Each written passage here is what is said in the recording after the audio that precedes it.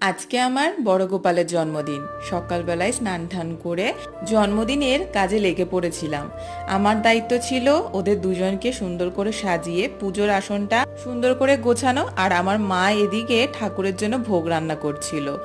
তো খুব অল্প করেই ভোগের আয়োজন করা হয়েছিল, কিন্তু যেগুলো যেগুলো গোপুর খেতে খুব ভালো লাগে মা সেগুলোরই আয়োজন করেছিল। ভোগেতে ছিল গোবিন্দভোগ চালের ফ্রাইড রাইস, তার সাথে 5 রকমের ভাজা, পনির, 5 তরকারি, খিচুড়ি, তার সাথে মোচা, চাটনি, কাউন চালের পায়েস আর ফল মিষ্টি, এগুলো তো ছিলই। এছাড়া আমি নানা রকম চকলেট, কেক এগুলোরও ব্যবস্থা করেছিলাম, যেগুলো যেগুলো আমার মনে হয়েছে।